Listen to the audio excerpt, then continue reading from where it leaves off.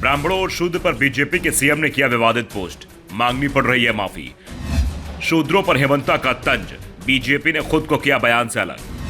असम के सीएम के बयान पर इंडिया गठबंधन ने भी साधा निशाना। असम के मुख्यमंत्री हेमंत बिस्वा शर्मा ने सोशल मीडिया प्लेटफॉर्म एक्स पर सार्वजनिक रूप से माफी मांगनी पड़ रही है। सोशल मीडिया पर ही नहीं, वो सार्वजनिक रूप से भी माफी मांग रहे हैं।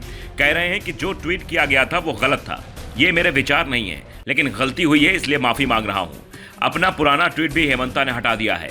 दरअसल जो ट्वीट विवादों में आ गया है और बाद में हेमंता को डिलीट करना पड़ा, उसमें उन्होंने लिखा था कि ब्राह्मणों, क्षत्रियों और वैश्यों की सेवा करना शूद्रों का स्वाभाविक कर्तव्य है। उनका यह पोस्ट जल्द ही वायरल हो गया था और जब हेमंता बुरी तरह फंसते दिखाई दिए तो उन्होंने ये पोस्ट ही डिलीट कर दिया। बढ़ते विवाद के बाद हेमंत शर्मा ने माफी मांगी और कहा कि यह भगवत गीता के एक श्लोक का गलत अनुवाद था। जैसे ही मैंने गलती देखी, मैंने तुरंत पोस्ट हटा दिया। अगर हटाए गए पोस्ट से किसी को ठेस पहुंची है तो मैं ईमानदारी से माफी मांगता हूं।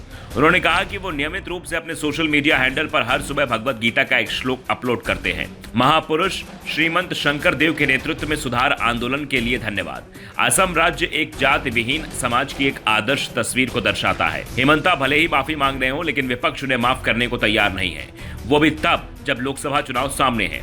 ऐसे में हेमंता खिलाफ विपक्ष की घेराबंदी भी तेज हो गई है। दरअसल अब तक हेमंता कांग्रेस और विपक्षी नेताओं पर तीखे तंज कसते रहे हैं, लेकिन इस बार वो पूरी तरह से बैकफुट पर है। कांग्रेस नेता पवन खेड़ा ने तो इस मामले में सीधे प्रधानमंत्री मोदी को ही घेर लिया। उन्होंने सवाल किया कि क्या प्रधानमंत्री मोदी और राष्ट्रपति असम के सीएम हेमंत बिस्वा की जातिवादी टिप्पणियों से सहमत हैं? अगर आप उससे कुछ कहेंगे तो वो अपनी पुलिस भेज देंगे। ऐसी मूर्खतापूर्ण टिप्पणियों को नजरअंदाज नहीं किया जा सकता है। AIMIM प्रमुख असदुद्दीन ओवैसी ने कहा कि संवैधानिक पद पर रहते हुए आपकी शपथ प्रत्येक नागरिक के साथ समान व्यवहार करने की है। ये उस दुर्भाग्यपूर्ण क्रूरता में परिलक्षित होता है जिसका असम के मुसलमानों ने पिछले कुछ वर्षों में सामना किया है। हिंदुत्व, स्वतंत्रता, समानता, बंधुत्व और न्याय के विपरीत है।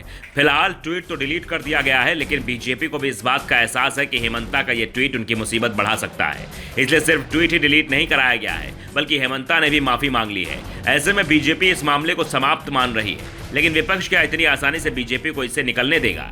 हेमंता का यह ट्वीट उस समय सामने आया है जब कुछ ही दिनों बाद ही कांग्रेस की न्याय यात्रा निकलने वाली है। 14 जनवरी से राहुल गांधी मणिपुर से न्याय यात्रा की शुरुआत करेंगे और एक सप्ताह में यात्रा असम में इंटर कर जाएगी।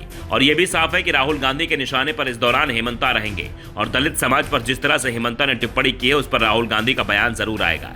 हेमंता शर्मा की राजनीति में शुरुआत में कांग्रेस से यही हुई है। वो कांग्रेस की सरकार में मंत्री भी रहे और बाद में राहुल गांधी पर तमाम आरोप लगाते हुए उन्होंने कांग्रेस पार्टी छोड़ दी थी और बीजेपी में शामिल हो गए थे। ऐसे में राहुल गांधी हेमंता के आरोपों का भी असम में करारा जवाब दे सकते हैं। फिलहाल सभी की निगाहें अब राहुल गांधी की न्याय यात्रा पर लगी हुई हैं। तो दूसरी ओर बीजेपी के लिए राहुल गांधी की न्याय यात्रा की काट के साथ ही हेमंता की टिप्पणी पर सफाई देना भी पड़ रहा है। ऐसे में सवाल उठ रहे हैं कि हेमंता की क्या टिप्पणी बीजेपी को किस किस राज्य में नुकसान पहुंचा सकती है। ब्यूरो रिपोर्ट, द नव दर्पण न्यूज।